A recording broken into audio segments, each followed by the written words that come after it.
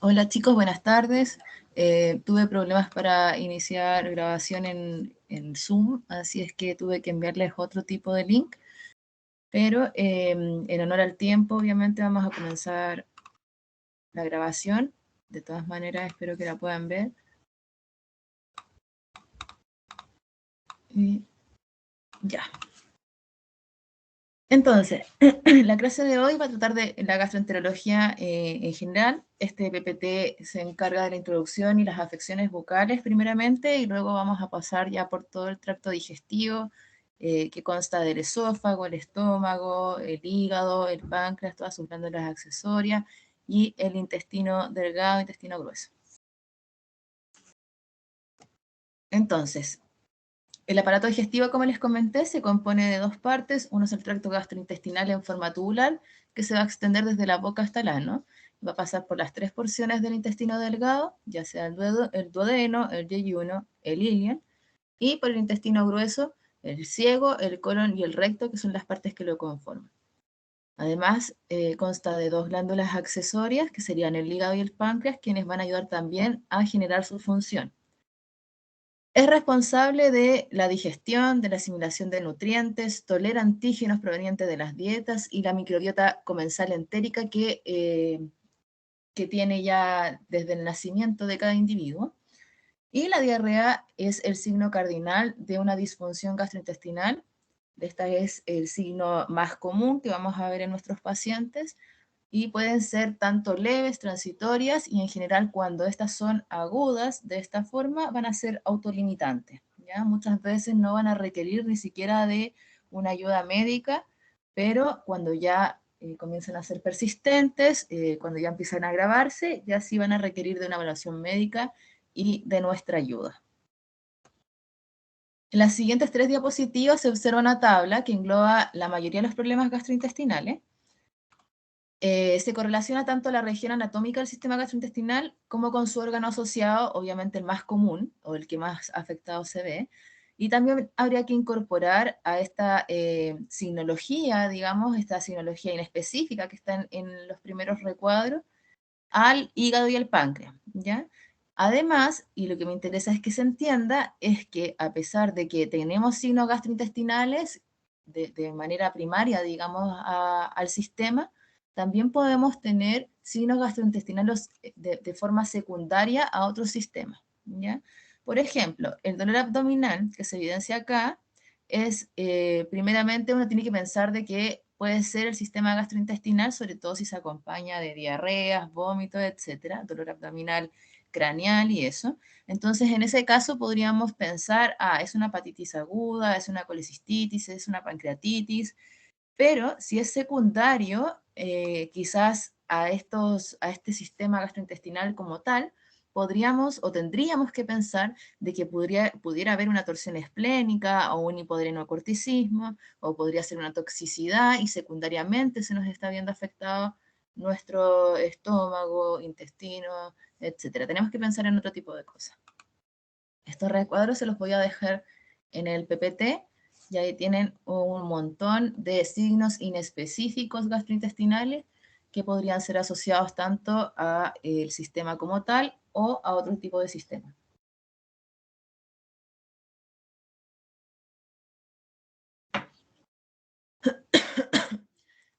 Entonces, para el acercamiento diagnóstico, sabemos que debemos evaluar primeramente la anamnesis. Podemos asociar algunas afecciones a razas, a diferentes tipos de raza. Acá, por ejemplo, en la tabla de acá al lado, les dejé los diferentes tipos de raza que en general se pueden ver. Ya una de las más comunes que se ven es justamente esta del Yorkshire. En general, cuando uno ve un Yorkshire que tiene abdomen penduloso, tiene ascitis, uno de los prediagnósticos importantes a considerar sería una linfangiectasia intestinal, ¿ya? Y en general, tenemos que también pensar de que las razas que son mestizas a esta raza, obviamente también está dentro de nuestros prediagnósticos en el caso que lleguen con la misma sinología. Otra de las que se ven bastante serían las pancreatitis en los Schnauzer, ya sobre todo en estos Schnauzer miniatura, en general casi siempre llegan con dolor abdominal agudo, con diarreas, con hematoquesia. Entonces, es importante considerarlas también. Bueno, hay que acercarse al paciente, necesitamos un historial, necesitamos una anamnesis, tenemos que saber que desde hace cuánto tiempo viene con la enfermedad, si es aguda, si es crónica, debemos hacer un examen clínico en busca de quizás otro tipo de patologías, como por ejemplo la presencia de poliuria, polidipsia, si ha presentado convulsiones, síncope, o por ejemplo si nos llega a la consulta un paciente que presenta nistagmo, y además viene por vómitos, lógicamente no vamos a pensar de que el sistema gastrointestinal es el afectado, ¿ya? Sino que primero vamos a pensar de que el paciente por este nistagmo se está mareando y está vomitando de manera secundaria, quizás a un estímulo del vómito diferente al gastrointestinal. Es importante realizar, obviamente, también este examen clínico y tratar de asociarlo a enfermedades endocrinológicas. Por ejemplo, buscar comedones, buscar alopecia, más o menos preguntar si podría ser hipotiroidio, si podría ser Cushing. Entonces, todo eso tenemos que hacer una anamnesis completa y no tan solo fijarnos en la parte gastrointestinal y limitarnos a tapar la signología, sino que más bien a buscar la causa y el centro del problema. Se deben descartar sobre todo también enfermedades renales que podrían por ahí generar bastantes problemas de vómitos, de diarreas, de úlceras gastrointestinales. Entonces, todo esto es importante. Y a esto, ya después de que nosotros tenemos más o menos asociada la patología y nos vayamos a buscar ese diagnóstico, entonces ahí vamos a pensar, según nuestra lista de problemas, cuál debe ser en el fondo la enfermedad y ahí buscar pruebas diagnósticas como tal, ¿ya? Porque no es la idea que ustedes, cuando vean al dueño, le pidan todos los exámenes había y por haber como para buscar enfermedad, sino que más bien, según sus sospechas clínicas, ustedes tienen que ir a buscar un examen ideal para eso, ¿ya? Entonces, uno de los exámenes más regulares que se piden son los análisis de hemograma o de hematología y química sanguínea. ¿Ya? En el caso de que nosotros sospechemos, por ejemplo, de una enfermedad addisoniana, entonces la hematología podría por ahí mostrarnos un poco de que es un paciente que no presenta un leucograma de estrés, ¿ya? A pesar de que puede estar muy estresado, que lleva un tiempo crónico con la enfermedad, entonces por ahí podría ayudarnos.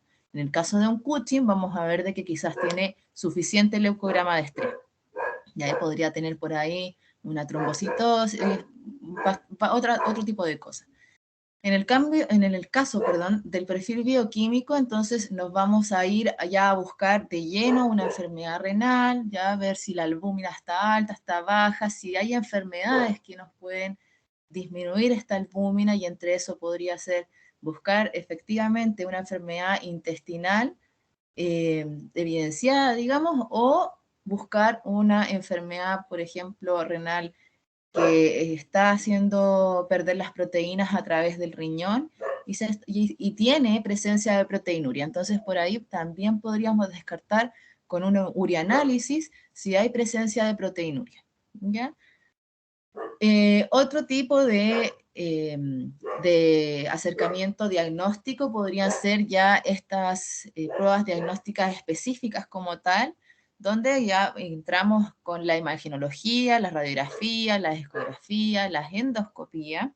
También hay lugares donde se puede realizar fluoroscopía.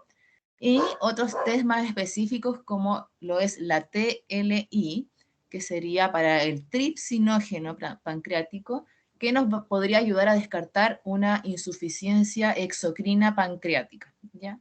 Otro de los test específicos serían la PLI, que ayuda aquí a ver si el páncreas, en vez de estar insuficiente, esta vez está inflamado, ¿ya? Y por ahí también nos puede ayudar a tener un diagnóstico específico, quizás con esto de Schnauzer.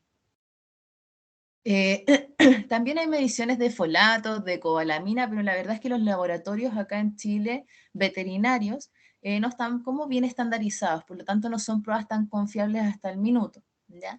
Pero también es bastante importante en el caso de que se sospeche de que hay una insuficiencia pancreática exocrina o que tenemos pacientes crónicamente afectados con diarreas y que están perdiendo por ahí la cobalamina, que no se está absorbiendo, así que nos ayudaría quizás a suplementarla, ¿ya? Pero en general, en muchos lugares hay controversia con medir cobalamina y suplementarla a la vez, porque por ahí podríamos en el fondo ahorrarle al dueño el dinero de este examen y simplemente suplementarlo, porque un exceso de vitamina por cobalamina, en cierta forma, podría suplementarse y eliminarse a través del riñón sin ningún problema ni causar toxicidad al menos. Entonces se podría simplemente suplementar, ¿ya? Pero eso es controversial en diferentes autores y por ahí ya tienen que tomar una opinión a cargo y ver si van a querer pedirla o simplemente suplementarla, ¿ya? Y por lo demás existe la citología y la biopsia, que ya son un poquito más complicadas porque ya esta citología no es dermatológica, entonces no es con un paciente que esté 100% despierto, ¿ya? Sino que tiene que ser a través de sedación, que esté tranquilo, que se pueda tomar una citología del lugar afectado y que pueda llegar efectivamente esta agujita, o ya una biopsia, ya sea por endoscopía o sea por laparotomía. Y ahí vamos a ver las diferentes ventajas y desventajas que conllevan estas biopsias por endoscopía o láparo. Entonces, la anatomía bucal, la actividad que integra esta cavidad bucal, orofaringia y las glándulas salivales, en general permiten que el alimento se pueda o tenga una aprehensión, el paciente pueda masticar, pueda deglutir los alimentos.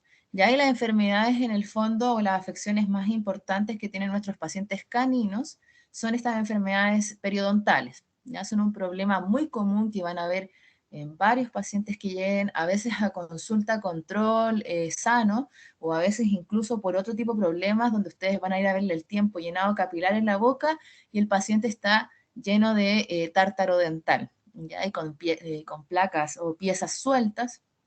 Entonces es una enfermedad bastante común. Sin embargo, también existen otros problemas que podrían afectar la orofaringe o las glándulas salivales y provocar disfagia, babeo, halitosis, anorexia, dolor bucal, ¿ya? Las funciones fisiológicas de la lengua, la boca y la garganta podrían ser parte del gusto, la termorregulación a través del jadeo, el sistema inmunológico, pero en el fondo con respecto a efectos prácticos de la clase, comer y tragar son las funciones que a mí me interesa que vayamos a conversar. Entonces, la deglución consta de 3 fases. La orofaringia, que sería la oral, la aprehensión del alimento y la masticación de la comida con los dientes y la lengua. La idea es que aquí se mezcle la saliva y el alimento y formen este bolo alimenticio que se va a ir hacia la base de la lengua y comience la segunda etapa, que sería la faringia, donde comienza con contracciones de rostral a caudal e impulsan el bolo desde la base de la lengua hacia el esfínter esofágico superior para que ya comience su apertura y comience la tercera fase donde ya se relaja el músculo, se abre, el bolo pasa hacia el cuerpo esofágico superior y el músculo posteriormente ya se contrae y pasa ya la fase orofaringia una y otra vez, dependiendo ya de si el paciente está en el acto de la comida. Entonces, aquí están ambas, un diagrama en el fondo que muestra cómo se cubre todo lo que es la vía respiratoria aérea a través de la epiglotis y toda esta fase orofaringia para evitar igual, obviamente, las neumonias por aspiración y que todo el alimento se vaya a través de la tráquea.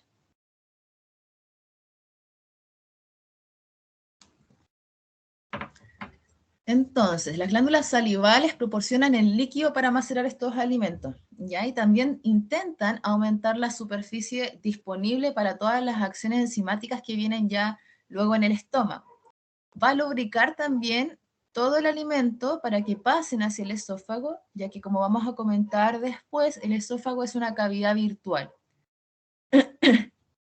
La saliva canina contiene pequeñas cantidades de enzimas como la amilasa, ¿ya? Pero como el perro no mastica mucho la comida y en general lo que hace es tomar la comida y deglutirla, en general esta enzima no tiene un papel muy importante, es casi insignificativo en nuestros caninos, y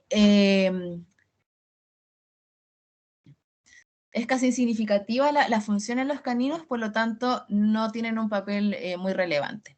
La saliva además va a contener anticuerpos como la inmunoglobulina A, tiene mucinas, tiene minerales, y esto van a ayudar a mantener la lubricación y también a mantener un poquito la salud dental a través de estos anticuerpos, ¿ya? Y también, además, se asocia que la saliva de nuestros animales tiene una hormona que es el factor de crecimiento, que en general, no sé si han escuchado o recuerdan antiguamente que cuando uno tenía una herida abierta, le decían, pásasela al perro, que la langüetea un ratito, como para que se la desinfecte y cicatrice más rápido, y eso tiene que ver con este factor de crecimiento, ¿ya? Lógicamente, ya no se tiene que hacer eso. Sabemos que la cavidad oral de nuestros pacientes tiene como más o menos un 1000% más de bacterias que la de los humanos, por lo tanto, más que ayudar a cicatrizar, podría incluso ayudar a infectar la lesión, ¿ya? Pero antiguamente se le pasaban la herida a los perros para que las lamieran. Entonces, los signos comunes en la afección bucal son más que nada la anorexia, la celorrea, la litosis, la disfagia, pero en el fondo todo esto va a ser asociado más que nada al dolor y van a ser efectos secundarios a la molestia que presenta el paciente en general. No es que el paciente deje de comer simplemente porque tiene un diente suelto, sino que es secundario al dolor que presenta por este diente suelto, ¿ya? Afecciones habitualmente de las glándulas salivales, las que más se encuentran serían los cialoceles, los mucoceles, y estos están dentro del 9% de las afecciones. Los cialolitos no son muy considerados en nuestros pacientes, pero eso no implica que no vayan a ver en la clínica cialolitos, ya que son estos cálculos salivales. Una de las afecciones que más porcentaje de presentación tienen serían las neoplasias, y otras ya serían las fístulas, que en general o son secundarias a las neoplasias o son secundarias a infecciones, quizás por mordida o algo así, pero en general no es mucho de presentación clínica. Entonces, vamos a conversar del cialocele o el mucocele como primera instancia, que van a ser causados por la acumulación de saliva en este tejido y se deben a la ruptura del conducto salivar por la obstrucción, por ejemplo, de cálculos o de neoplasia, ¿ya? Entonces, se va a obstruir este conducto, por lo tanto, se va a romper y va a generar este cialocele que acá se observa en la glándula mandibular del paciente en la fotografía. Ya inicialmente van a ser un poquito dolorosos, va a haber una inflamación local más pequeña de la zona y ya luego, con el tiempo, se vuelven un poquito más grandes y generalmente ya no duelen tanto, ¿ya? Dependiendo de la ubicación donde tengan este cialocele en la glándula salival, y la ruptura del conducto va a estar asociado a diferentes signos clínicos como por ejemplo disfagia, náuseas, disnea, ¿ya? O a muchas veces no hay signos clínicos como tal, o importantes, digamos. En el caso de que se genere un cialocele en la glándula salival cigomática, ya que volviendo atrás sería esta que se ve aquí, en general esta puede generar, perdón, esta de acá, la cigomática de acá arriba, esta puede generar una exoftalmia del paciente, ¿ya? Y van a ver perritos quizás que tengan un poquito protruidos los ojos.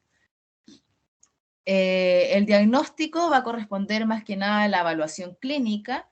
Se puede realizar una citología de este líquido aspirado, y los cialoceles en general suelen ser más unilaterales, ¿ya? Lo que no implica que pueden ver ustedes clínicamente en la clínica, digamos, bilaterales.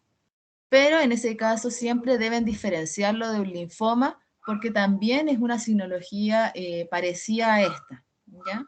Si no se puede identificar bien, lo que se puede realizar es una cialografía, que es una radiografía en contraste para este conducto salival, pero la verdad es que primero se realiza bajo anestesia y segundo no es tan fácil canular ese conducto salival. El tratamiento es netamente la extirpación quirúrgica completa del conducto salival y de la glándula asociada que está afectando. Otro tipo de afecciones de la cavidad bucal ya tienen que ver con inflamación o infección. Ya infecciosas me refiero más a virus. En este caso, lo que vamos a poder ver o visualizar en el paciente como sinología principal serían las estomatitis, que es como la inflamación de las fauces, la gingivitis, que es la inflamación de la gingiva, la faringitis, la tonsilitis, que sería la inflamación de las amígdalas, y la keilitis, que sería la inflamación de la boca. Estas son afecciones por diferente tipo de etiología, digamos, etiologías virales, como lo son el herpes virus, quizás en el caso de los felinos. Tenemos otro tipo de patologías inmunomediadas, como también es la ulceración de algunos pacientes, que más que nada es porque el sistema inmune ataca la mucosa bucal, ¿ya? Y tenemos diferentes tipos de etiología, pero las que más se asocian serían ya más que nada o efectos más corrosivos por algún cuerpo extraño, virales, inmunomediados. También, por ejemplo, acá tenemos el distemper, que es que podría en pacientes que logran salir del paso por un tiempo generar hipoplasias del esmalte dental, y que en el fondo esto va a ser una falla del esmalte que ya después podría incluso predisponer a lo que es el tártaro y a la enfermedad periodontal como tal. ¿Ya? Y otro tipo de infecciones podrían ser el virus papiloma oral que presentan nuestros pacientes, que en el fondo es una afección viral y que puede inducir la formación de papilomas únicos o múltiples dentro de la boca, ¿ya? Estos también son extrañamente, están también derivados por la parte inmune, digamos, si el paciente es un paciente que es pequeñito, cachorro, de 2 meses, que está en la calle y tiene una inmunidad quizás no tan fuerte. En el fondo ellos van a tener todo el sistema inmune disminuido y este papiloma se va a aprovechar de eso y se van a generar este tipo de lesiones que, si ustedes observan, tiene una forma como de coliflor, es verrugosa y en general son benignos. Ya pueden ser incluso hallazgos de la clínica. Por ejemplo, este paciente es más benigno que este es bastante grande, ¿ya? Y estos son más pequeñitos. Él no dejó de comer, no dejó de hacer su vida normal, digamos, y el dueño en general se dio cuenta solo porque le quiso dar el antiparasitario, y cuando le abrió la boca, entonces encontró estas pequeñas verruguitas y lo llevó porque se preocupó. En cambio, este paciente sí puede dejar de comer porque estas verruguitas en general, a pesar de ser benignas, podrían en el fondo quedarse entre medio de los dientes y él, cuando mastique, pasarlas a llevar, y eso es bastante doloroso, a veces sangran, por lo tanto podrían en el fondo afectar la calidad del paciente. Ya, pero como más que nada tienen que ver con el sistema inmune, lo que se puede hacer en estos casos es mejorar la alimentación, dar vitamina.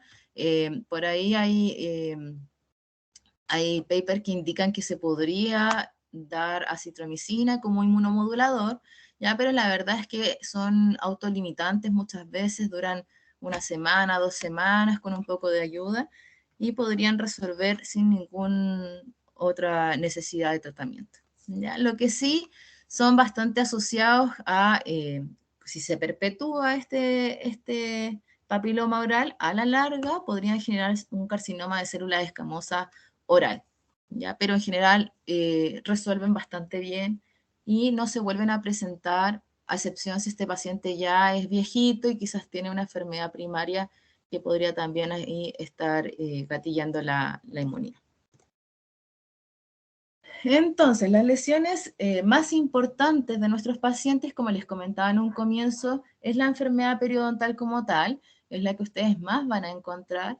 El sarro o el tártaro que se evidencia, por ejemplo, en esta foto, es bastante grosero. Ya está una paciente de 16 años más o menos, que nunca había sido sometida a una limpieza dental y finalmente solo se sometió porque tenía una fístula oronasal, que obviamente, y además también llegaba al conducto lagrimal, o sea, era bastante grosero, y esta paciente tenía ya secreción mucopurulenta ocular, o sea, ya era bastante feo, ¿ya? Y ahí ya se sometió a este traje. Entonces, el tártaro es este depósito de placa dura y mineralizada que tiene esta superficie y que se aprovecha de la superficie de los dientes. Según la ubicación, vamos a tener dos clasificaciones principalmente, que podría ser la supragingival, que está sobre la encía, y la que está cubierta por la encía libre. Los factores que van a retener esta placa o este tártaro serían la maloclusión, ¿ya? Los dientes deciduos retenidos, los dientes supernumerarios, de los defectos del esmalte, como habíamos conversado del distempe, las dietas blandas y generalmente las razas pequeñas son una de las más afectadas ya simplemente por ser raza pequeña. Ya acá hay una fotito de un paciente que presenta un diente decidual retenido acá, de la pieza, no sé si recuerdan cómo es la numerología, pero en realidad cuando ya son permanentes es desde la dirección del reloj, digamos, este sería el 1 o el 100, el 2, el 3 y el 4, por lo tanto este sería, como es un diente decidual, el 5, 6, 7, 8, o sea, sería la pieza 804, que está unida a la pieza 404, ¿ya? Y que aquí hay un exceso en el fondo o un diente decidual retenido. Este paciente ya tenía 2 años y hay que pensar que en general los dientes deciduales debiesen caerse a los 6 meses, incluso máximo a los 8, ¿ya? Por lo tanto, este paciente ya no iba a botar este dientecito. La gingivitis es la inflamación de la gingiva y puede ser reversible, ya más que nada es una respuesta del sistema inmune, pero se podría ayudar con la limpieza de los dientes diariamente. Ya la periodontitis, por otra parte, ocurre después de la gingivitis y es una respuesta inmune que es independiente de cada paciente, y al ser una respuesta inmune puede dañar los soportes del diente, ya un poquito más severa. La causa, las bacterias que se van a aprovechar de los restos de comida que van a quedar aquí entre medio de estos dientecitos, y también se pueden encontrar leucocitos, células descamadas del tejido, del epitelio, perdón, que se van a instalar en esta superficie dental. Eso en el fondo es la periodontitis. Si ustedes observan acá, los soportes del diente ya se están viendo dañados. ¿Ya? No es lo mismo una gingivitis, que en el fondo es una inflamación de esta gingiva, sino que ya la periodontitis es mucho más severa. Los signos, como lo habíamos comentado, es la litosis, el dolor crónico, los ruidos dentales. A veces los pacientes generan como rechiñido, así. A veces, muchas veces tienen problemas para cerrar la boquita por este mismo contacto dental, o también podrían tener dificultad para abrirla. Tienen mucho temor a la manipulación oral, en general no quieren que les toque la boquita. Hay pacientes que incluso te intentan morder solo por acercarte a la boca. Hay muchos que generan estornudos, ¿ya? Y secreciones nasales unilaterales o bilaterales, dependiendo de la severidad de la enfermedad periodontal. Y en general, esto tiene que ver con la secreción, o sea, perdón, la fístula que generan desde el diente hacia la nariz, ¿ya? Y muchas veces también son pacientes que están generalmente lamiéndose la nariz. Puede haber un movimiento dental, puede haber tumefacción facial asimétrica o una recesión gingival, una retracción de la gingiva. También puede haber hemorragia gingival.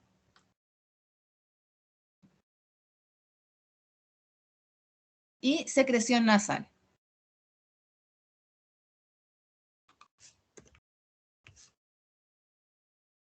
Las complicaciones ya serían más las sistémicas, una bacteriemia, por ejemplo.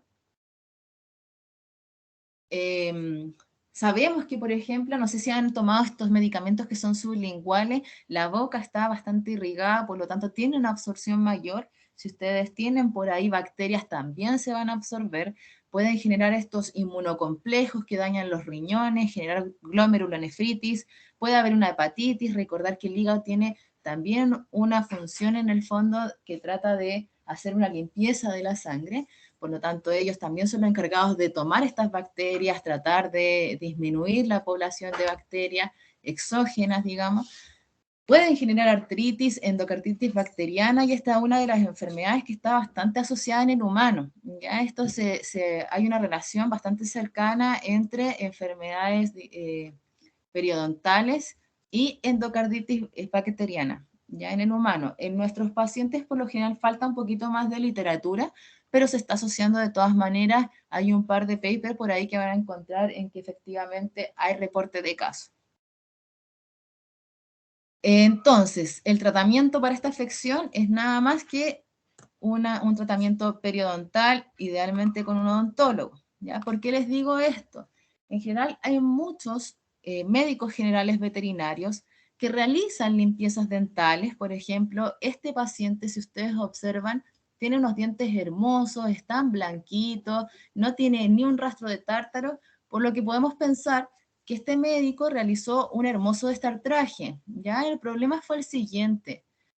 Esta pieza que está aquí requería de una exodoncia. Si ustedes se fijan justamente en el centro, muy cercano a la gingiva, por aquí va la raíz del diente también, tiene un hoyo y es un orificio bastante grande que incluso traspasaba este dientecito hacia el otro lado, y no era el único diente, sino que al otro lado de la boquita también presentaba lo mismo en 2 dientes más. Por lo tanto, esto era muy posiblemente un criterio de exodoncia del diente, ¿ya? Este paciente, después de realizarse esta limpieza, este destartraje, no volvió a comer más, ¿ya? Y lo que comía era muy poquito comida húmeda, y trataba de no abrir la boca, le molestaba un montón la manipulación, y si se observa aquí, tiene bastante irritado todo lo que es la zona circundante a esta lesión. Entonces, es un paciente que efectivamente quizás la placa bacteriana dejaba un poco lejano todo lo que es el agua caliente o el agua fría, y el paciente comía bien, pero cuando ya retiraron, en el fondo, lo que podía proteger, entre comillas, esta lesión, que igual se estaba generando por esa placa bacteriana, por lo tanto, efectivamente había que retirarla, pero también quizás había que hacer una exodoncia de esta pieza. Este paciente ya empezó a sentir y tener sensibilidad a todo lo que es las temperaturas, ¿ya? Por lo tanto, no comía ni alimento húmedo frío, ni alimento húmedo caliente. Ya después dejó de comer, por lo tanto se tuvo que hacer nuevamente devolverlo a pabellón, digamos, y retirar esta pieza, y con eso, incluso con la sutura, como una sutura así, el paciente ya comía, o sea, ese nivel de dolor tenía.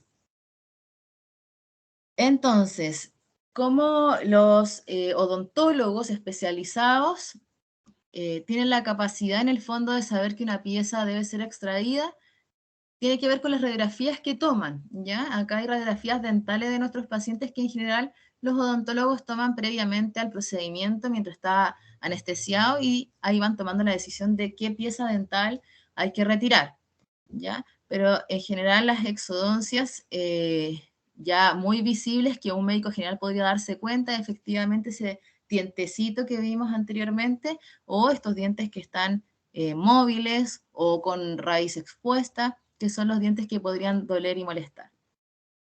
Este paciente de acá tiene un diente supernumerario, ¿ya? Y además salió en otro lugar que no correspondía.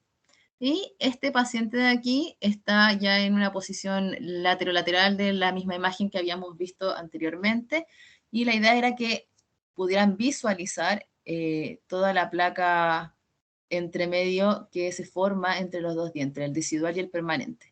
Además de la gingivitis que tiene, y si se fijan, lo más importante es la gingivitis que está justamente en la zona de estos dientes que están unidos. Por supuesto, no olvidar las neoplasias, que también afectan bastante a nuestros pacientes. Acá hay una neoplasia bastante maligna.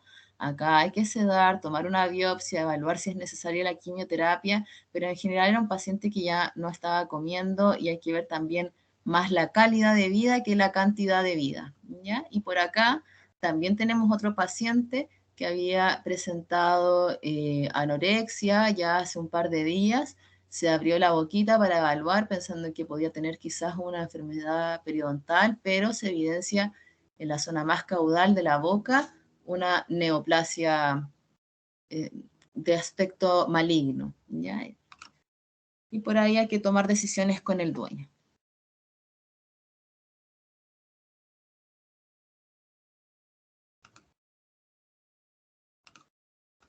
Ya.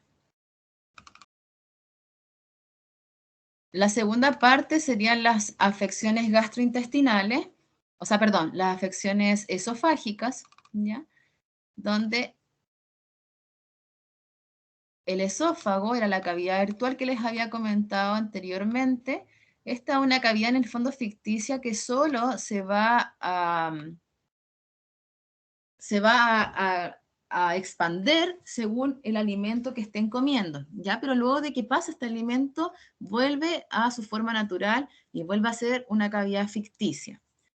Se encarga del transporte del líquido y la ingesta desde la orofaringe hasta el estómago y va a presentar estas tres porciones, como lo es la porción cervical, que en general es la que a nosotros logramos acceder, tiene la porción intratorácica y la porción abdominal, que es la que traspasa ya el diafragma acá en la zona caudal.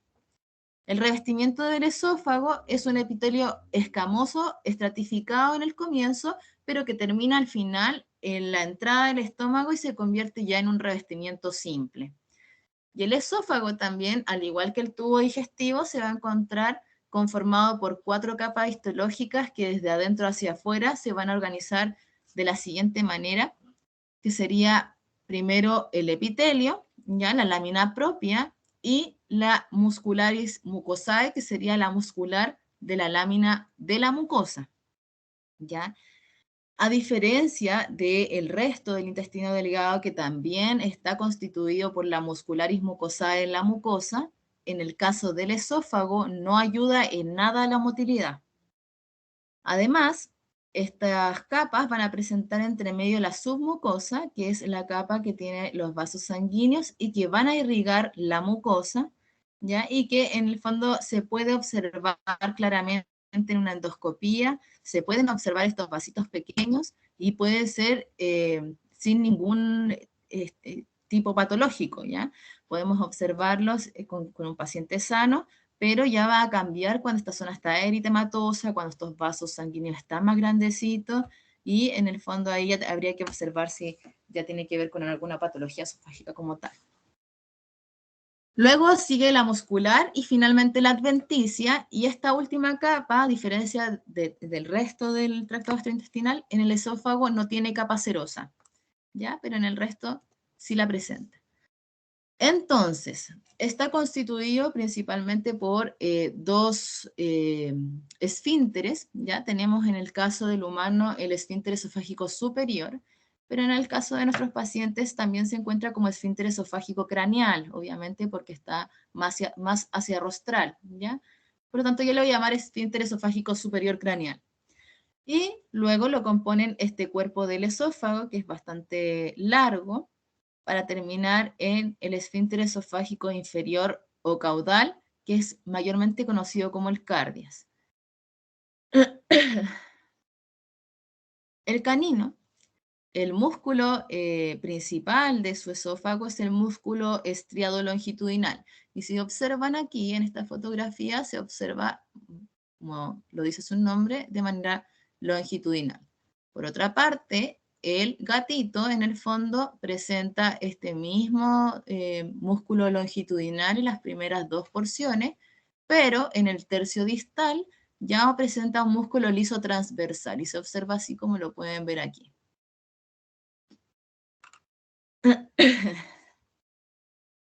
El esfínter esofágico inferior caudal también tiene músculo liso, ¿ya? Y está inervado por diferentes ramas somáticas glosofaringias, que también tienen ramas somáticas faringias, laringias, que vienen recurrentes del nervio vago y que van a surgir del núcleo ambiguo del tronco cefálico, ¿ya? Es un proceso que es somatovisceral y está constituido en el fondo por los nervios somáticos del nervio vago, que sería el 10º par, y en el fondo lo que quiere decir esto es que tragar tiene dos partes, una voluntaria y una parte involuntaria que ya viene después de pasar el bolo hacia el esófago.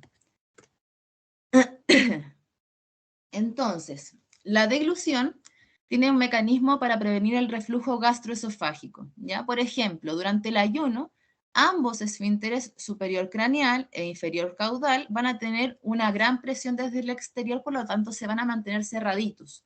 Pero al tragar, este esfínter, el superior craneal, se va a relajar y se inicia la primera onda peristáltica en la faringe que va a llevar el bolo alimenticio más hacia caudal.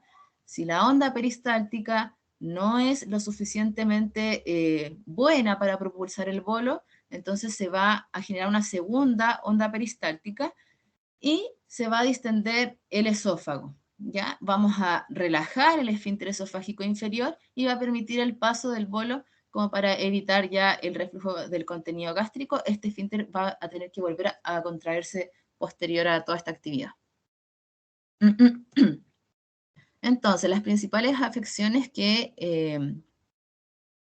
afectan el esófago es más que nada las neuromusculares, los tóxicos, las medicinas, quizás como la doxiciclina, que pudiese generar esofagitis. Hay disfunciones neurológicas congénitas, hay trastornos estructurales, como lo son las obstrucciones por cuerpo extraño, malformaciones vasculares, que vamos a conversar un poquito más a fondo en la siguiente diapositiva.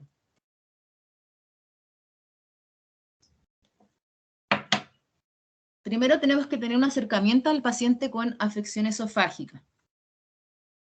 Tenemos que tener una buena anamnesis, tenemos que saber diferenciar entre regurgitación o vómito. La mayoría de las enfermedades esofágicas cursan con la misma sinología, ¿ya? Por ejemplo, halitosis, lamio de superficie, a veces hay salivación de los pacientes, tragan saliva, tragan aire, hay anorexia, hay eructos, hay arcadas.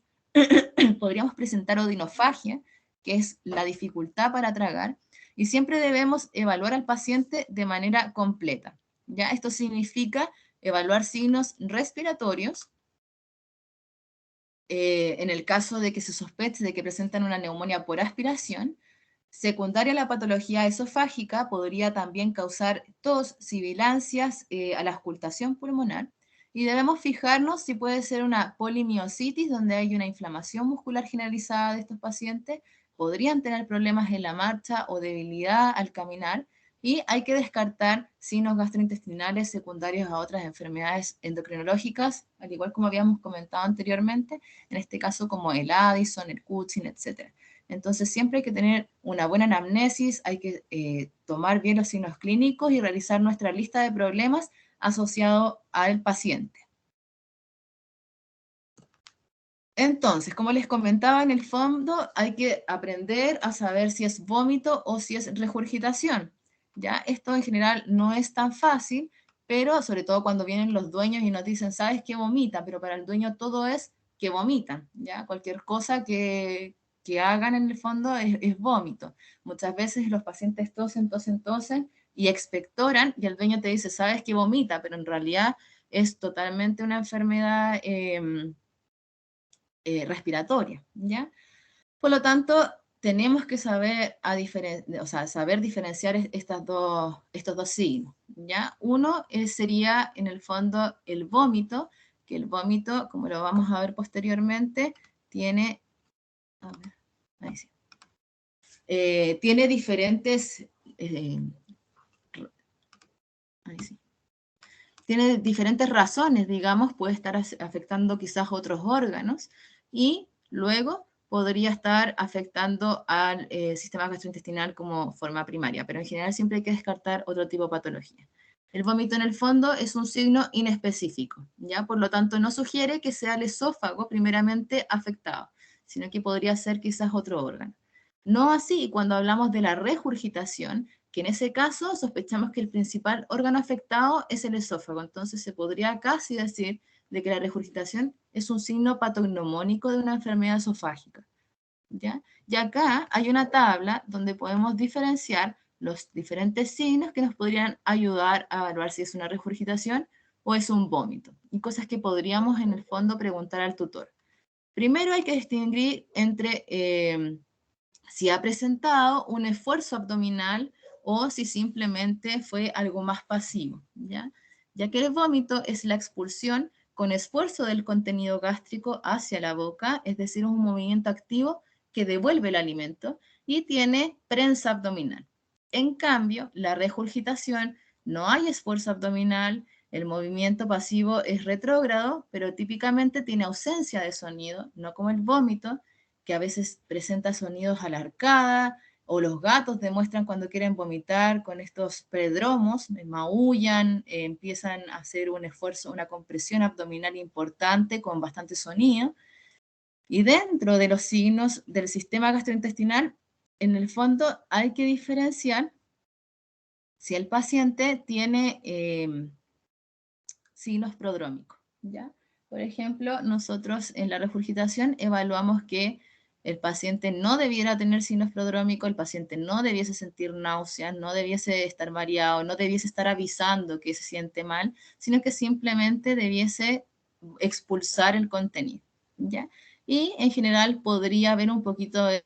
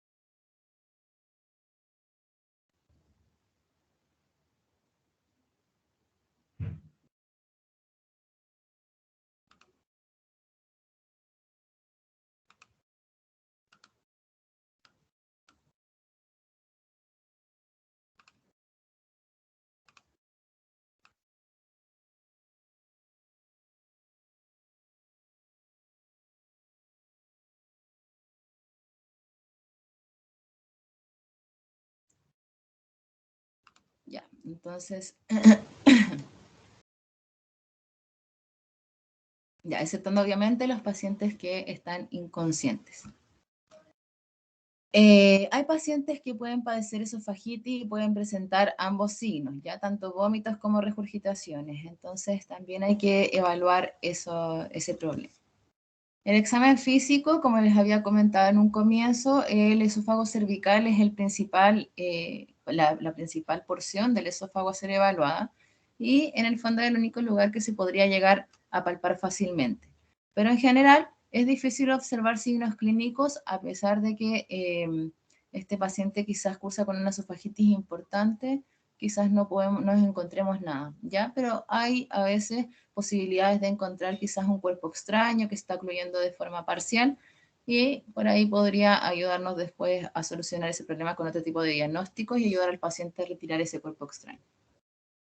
Lo que más nos sirve en el fondo del examen clínico es evaluar otro tipo de condiciones como lo sería la neumonía por aspiración, donde debemos auscultar el pulmoncito y evaluar si este paciente presenta una aspiración de esta regurgitación, ¿ya? Y también nos puede ayudar el examen clínico a descartar otro tipo de patologías como lo son la dermatomiositis, donde debemos buscar lesiones dérmicas, o la disautonomía, donde vamos a ver que el paciente está comprometido de manera generalizada en el fondo, como va a presentar nariz seca, pupilas dilatadas, una distensión vesical, o puede que tenga reducido el tono del reflejo anal, ¿ya? Entonces por ahí nos pueden estar en el fondo gritando que presenta una disautonomía. De todas maneras, hay que excluir otro tipo de enfermedades, como el abdomen penduloso, los comedones, el Cushing, todos los otros tipos de enfermedades que pueden presentar. Los exámenes complementarios siempre deben ir asociados a los prediagnósticos. Obviamente no le vamos a tomar seca a un paciente que se sospecha de cuerpo extraño, ¿ya? En el esófago, pero si la causa en el fondo podría ser una miositis o podría miopatías primarias, ya sea cualquiera sea la posible, en el fondo ahí la seca ya sería un buen examen a tomar, ¿ya? Pero en general siempre vamos a tomar exámenes de rutina, como el hemograma y el perfil bioquímico, más que nada para descartar otro tipo de enfermedades. Un leucograma de inflamación nos podría indicar por ahí que el paciente presenta una neumonía por aspiración. Si presentamos hiponatremia e hipercalemia, puede estar asociado a un hipodrenocorticismo que tenga hipomotilidad esofágica secundaria. Si hay hiperlipidemia, puede sugerir hipotiroidismo, y los exámenes complementarios de laboratorio rutinarios pueden servir más como para confirmar una enfermedad que tenemos sospecha o también como para descartarla en caso de que así sea. Se pueden hacer radiografías de tórax, pueden ayudar bastante cuando el cuerpo esofágico podría presentar un cuerpo extraño, ¿ya? Y sobre todo si es radioopaco, podría salir en esta radiografía de tórax simple, o también nos podría ayudar a descartar o confirmar una persistencia del cuarto arco aórtico persistente en los cachorritos. Y en el caso de querer comprobar o también descartar una neumonía por aspiración. ¿Ya? Por otra parte, si no sale nada en esta radiografía de tórax simple, podemos realizar una radiografía contrastada, que por ahí nos puede ayudar a evaluar un megasófago, a pesar de que los megasófagos también se pueden visualizar en la simple, sobre todo si son muy evidentes y son generalizados. Pero la radiografía contrastada nos podría ayudar también a tener ese diagnóstico. También ayuda a ver si hay cuerpos esofágicos, radiolúcidos o con masas intramurales, divertículos, etc. Y en el caso de la esofagoscopía, que sería la endoscopía del esófago, podría también realizar quizás un tratamiento al remover el cuerpo extraño, ¿ya? Además de ser simplemente utilizada como para diagnóstico. Todos estos exámenes se utilizan, obviamente, según lo que sospechemos de enfermedad, ¿ya? Hay que ser consecuentes con las enfermedades que sospechamos. Entonces, las patologías esofágicas comprenden igual varios desórdenes. Yo les voy a comentar primeramente de los desórdenes inflamatorios del esófago, donde obviamente engloba varias enfermedades inflamatorias, pero yo quise enfocarme específicamente en estas dos, que serían la esofagitis, que tiene varias causas, y la fístula esofágica. ¿ya?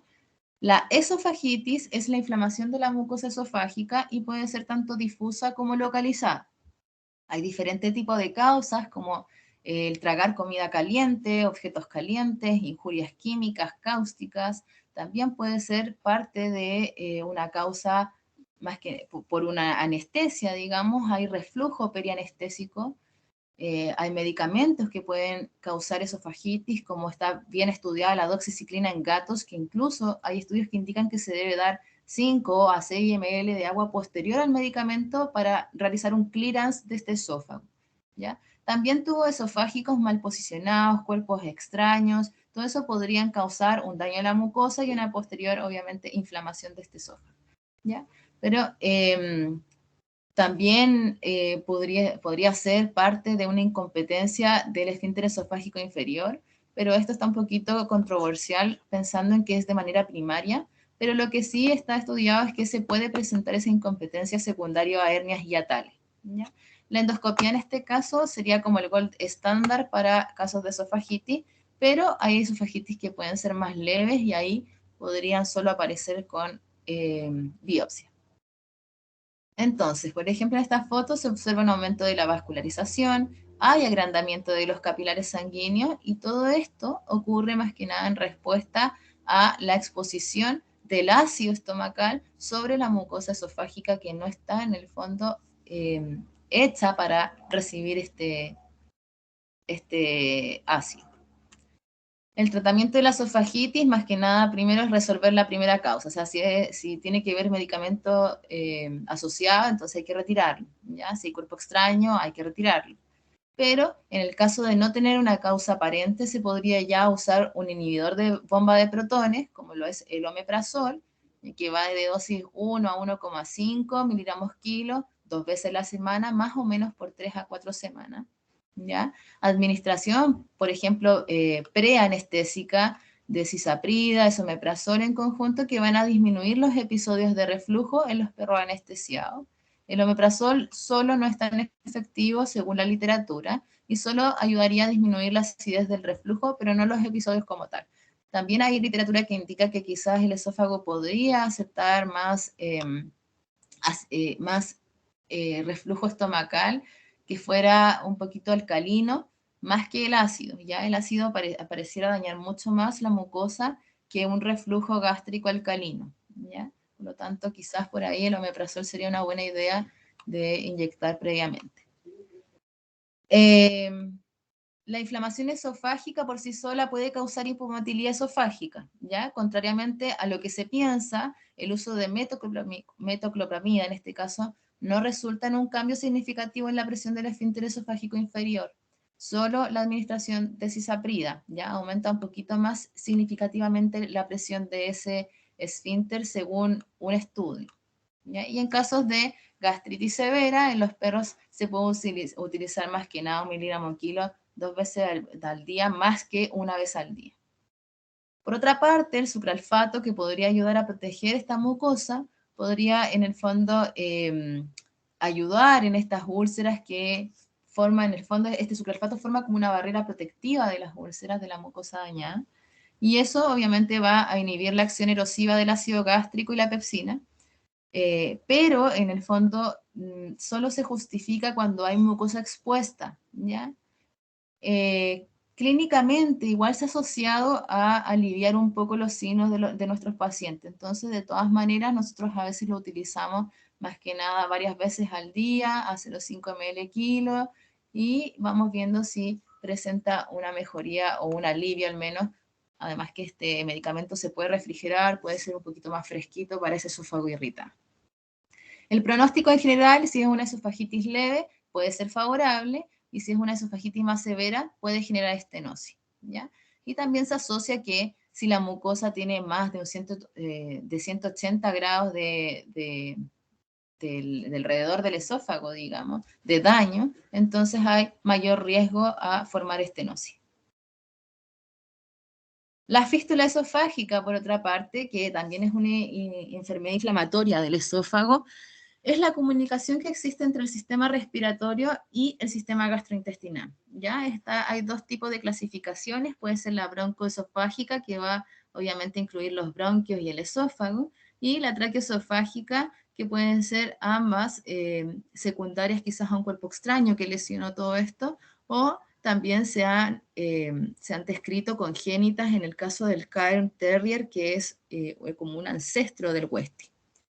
Los signos clínicos, acá se asocia más tos post comida o agua, ¿ya? Regurgitación, anorexia, hay disnea, hay neumonía, hay pleuritis, obviamente tenemos acá contenido estomacal o esofágico, más que nada contenido alimenticio en un lugar donde debiera ser 100% aséptico, como lo es la vía respiratoria, por lo tanto se van a presentar todas estas inflamaciones y puede haber pirexia o fiebre secundaria a todo esto.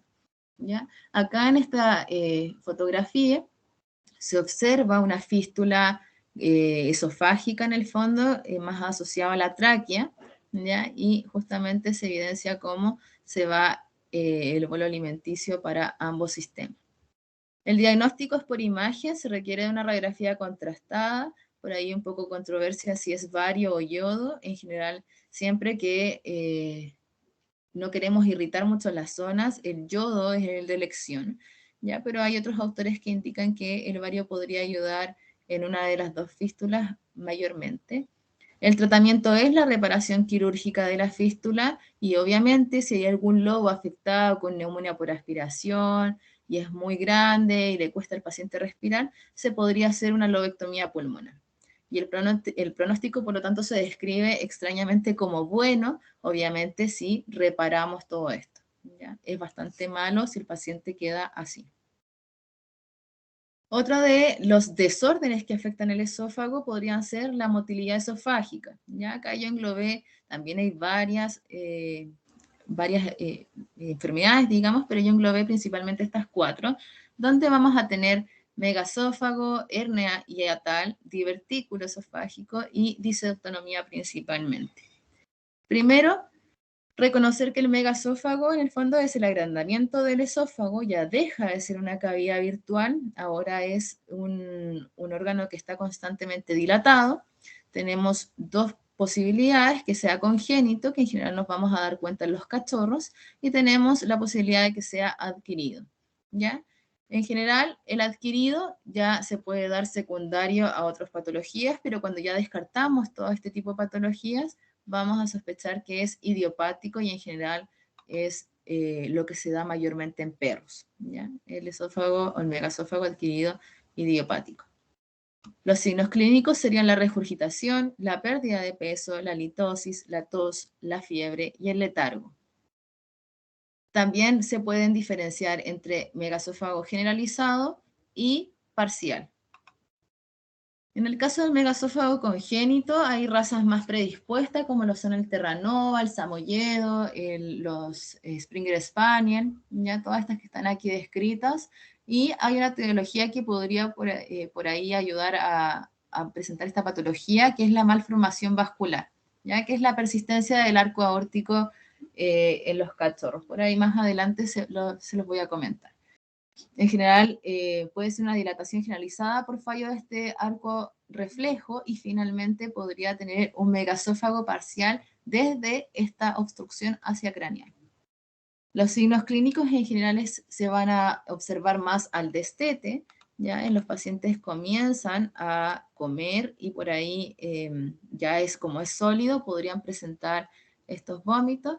Y en general podemos tener megasófago más debilidad generalizada y podríamos sospechar que quizás hay una deficiencia o una anormalidad de la función de los receptores de acetilcolina, que más que nada tiene que ver con la miastenia, ¿ya? Y ahí el pronóstico es más de reservado a malo.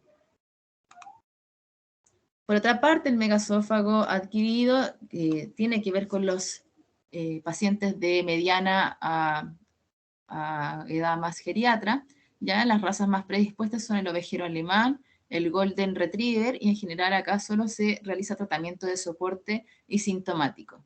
Hay que descartar otro tipo de patologías, como lo son las neuromusculares, miositis, polimiopatía, neuropatías degenerativas, algunas enfermedades inmunomediadas, endocrinas, paraneoplásicas, tóxicas, ¿ya? Neoplasias, acalasia, y En el fondo, igual de todas maneras se indica que la hipomotilidad esofágica es rara vez descrita en los pacientes con Addison, pero que puede ser debido a la depresión del glicógeno muscular del esófago, por lo tanto, se podría generar este megaesófago, ¿ya? Y todo esto es secundario en el fondo a la deficiencia de cortisol que presentan estos pacientes. Hay que descartarlo. Las pruebas complementarias, entonces, el hemograma y el perfil bioquímico son inespecíficos, a menos que tengamos una patología secundaria. La CK y el urinálisis en el caso que queramos descartar alguna polineuropatía. Ya hay las pruebas de receptor acetilcolina para la miastenia. Y en el fondo el diagnóstico es más que nada radiográfico para el anillo vascular anormal, para el cuerpo extraño, para una neoplasia y para una hernia hiatal, sobre todo la radiografía contrastada. El tratamiento más que nada es el objetivo principal, la neumonía por aspiración. Hay que evitarla de todas las formas posibles, por lo tanto, necesitamos que este paciente quizás se alimente de manera vertical, como se ve ahí en la fotografía, a un paciente que tenía una sillita. Hay varios dueños que son capaces de crear esa silla, ¿ya? Así que siempre está la opción. Y en general, el paciente debiese alimentarse, comer, esperar en esta posición vertical unos 20 a 30 minutos, ¿ya? Y hacer que obviamente su consumo de calorías sea el adecuado, ¿ya? Lo ideal también es alimentar varias veces al día, pero en poca cantidad. De esta manera vamos a ayudar que este esófago quizás pueda funcionar mejor. No se debe usar metoclopramida ni cisaprida porque van a aumentar la presión del esfínter esofágico inferior y va a interferir obviamente con el vaciado del esófago y es lo que no queremos, ¿ya? Hay también literatura que indican el sildenafil a 1 miligramo kilo 2 veces al día en estos perros con megaesófago congénito que ayuda a disminuir el tono del esfínter esofágico inferior, lo que puede facilitar más la entrada de la ingesta hacia el estómago. ¿Ya? El sildenafil es mayormente conocido como el Viagra y la verdad es que nos ha ido bastante bien en los pacientes que yo al menos he utilizado ese medicamento.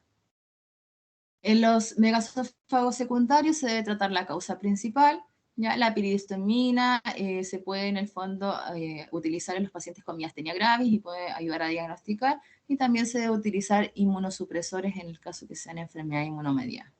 El pronóstico, por otra parte, es reservado en el megaesófago congénito, lo voy a comentar más adelante, porque hay etiologías en las que resuelve bien, pero es bastante malo en el megaesófago adquirido porque no hay mucho más que hacer que tratamiento de soporte. Otra de las enfermedades son las obstructivas del esófago, donde vamos a tener 4 tipos de etiologías principales, como lo son las estenosis esofágicas, las neoplasias esofágicas, los cuerpos extraños esofágicos y la anomalía en el anillo vascular. Y con esta última me quería quedar porque es el megaesófago que puede ser congénito, ¿ya? Más que nada es producto de este anillo vascular persistente que debía, entre comillas, desaparecer en la fase embrionaria del paciente, pero muchas veces nacen con esta falla congénita, por lo tanto, este vaso aberrante lo que hace es ocluir el megaesófago y el alimento se va a acumular acá en craneal, ¿ya? Y van a observar entonces la radiografía, quizás este arco aórtico que va a generar un megaesófago desde ahí hacia craneal. El diagnóstico también va a ser al destete, obviamente el esofagograma con contraste de vario es bastante bueno para evaluar la estenosis que se presenta sobre el corazón y el agrandamiento esofágico que ocurre hacia craneal desde el corazón, ¿ya? Y la cirugía a veces puede ser necesaria posterior a retirar en el fondo este anillo vascular para dilatar el esófago en nuestro caso y permitir en el fondo de que vuelva a un diámetro normal. La estenosis esofágica es otra de las enfermedades que puede causar obstrucción y es más que nada el estrechamiento normal del lumen esofágico. Puede ser congénita, ¿ya? Y se puede dar en cachorros cuando hay estrechamiento fibroso en la unión gastroesofágica, pero también puede ser adquirida, ¿ya? Y tiene que ver con todos los cuerpos extraños que pueden dañar la mucosa esofágica, generar esofagitis y secundariamente generar esta estenosis, ¿ya? En general, la presión mecánica del cuerpo extraño alojado en estos órganos va a tener que necesitar quizás la resolución inmediata en el caso de que ocluya todo el diámetro esofágico o más que nada una resolución quizás ya puede demorar un poco más si es parcial, ¿ya? Hay que también entender de que los cuerpos extraños parciales en general pueden tener mucho más daño que el cuerpo extraño que ocluyó completamente y es retirado inmediatamente. Entonces, el diagnóstico es a través de la radiografía contraste, observamos aquí la estenosis, el estrechamiento, y luego se ve, podría haber incluso un divertículo esofágico acá abajo, ¿ya? Y hay radiografías simples que en general podrían salir bastante normales, por lo tanto, se debe utilizar una radiografía con contraste, ¿ya? La esofagoscopía, por otra parte, podría mostrar el lugar específico de la estenosis. ¿Y cómo se resuelve? En el caso del tratamiento es más que nada con el catéter con balón. Ya se describe una resección quirúrgica, pero la verdad es que solo tiene un 50% de éxito y no es lo más indicado en el fondo, porque realizar una cirugía tórax abierto igual es complicado. ¿Ya? En otro caso se podría utilizar una sonda de dilatación, pero esta sonda de dilatación en general es rígida, tiene un diámetro constante y el riesgo de perforación es mucho más elevado. En cambio, en el catéter con balón, como se observa en esta fotografía, ¿ya? Acá viene el endoscopio en el fondo, ingresa hasta, con su catéter con balón, ingresa hasta la zona estenótica y luego se insufla este balón y solo lo realiza en el lugar de la estenosis, ¿ya? Hay menos riesgo de perforación, se debe dilatar más o menos por 2 a 4 minutos y con una sola dilatación posiblemente no logremos resolver el problema, sino que vamos a requerir de varias dilataciones, al menos repetirlas 3 a 4 días después, e ir evaluando. Se describe también que el corticoide podría retrasar el cierre de esta estenosis. Y por último, los cuerpos extraños esofágicos entonces se deben considerar una urgencia, la remoción debe ser inmediata, sobre todo si es obstrucción completa. ¿Ya? En general, el diagnóstico es a través de la anamnesis, el dueño les va a comentar, sabes que se comió esto, no puede respirar bien, o hace tiempo comió esto y nunca lo defecó. ¿Ya? En general, la mayoría de los cuerpos extraños se sitúan, perdón, en el esófago torácico. ¿Ya? Erosionan también la mucosa y la severidad va a depender del tamaño del cuerpo, de la composición y de la duración de la obstrucción, porque como les decía, quizás un cuerpo extraño que ocluye completamente va a ser retirado inmediatamente, por lo tanto quizás no genere tanto problema. ¿Ya?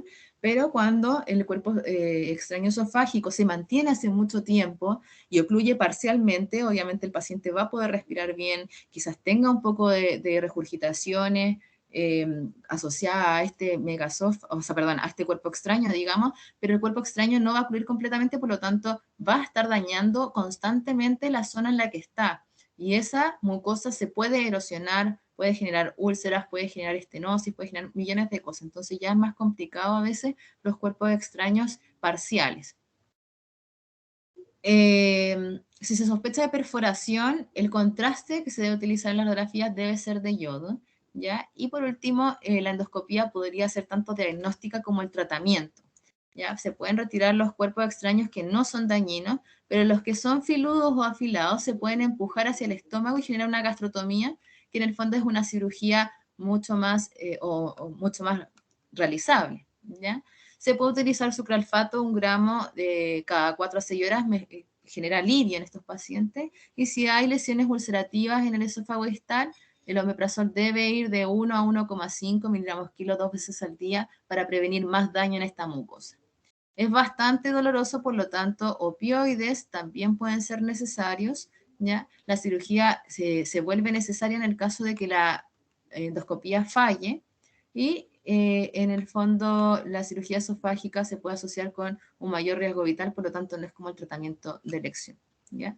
Si son retirados rápidamente, es bastante bueno el pronóstico y si están retenidos hace un tiempo, van a requerir intervención quirúrgica mayor. Y obviamente las tasas de complicaciones van a ser mayores en los perros que son menores a 10 kilos. También con cuerpos extraños que sean de consistencia ósea, ¿ya? La neumonía por aspiración puede ser un efecto secundario y otro tipo de complicaciones. Y el riesgo para estenosis esofágica al 25% más o menos puede generar nuevamente una estenosis esofágica hasta el 14 días luego de extraer el cuerpo extraño, por lo tanto tenemos que modificar dieta a dieta blanda, tenemos que evaluar nuevamente ese esófago a las 2 semanas y ver si va a requerir de quizás un tratamiento de la estenosis. Ya chicos, esa sería la primera grabación. Los voy a dejar mientras tanto unos minutitos para que puedan descansar y vamos a seguir después con la sinología gastroesofágica y posteriormente con las enfermedades vesiculares. Ya voy a cortar la grabación mientras tanto.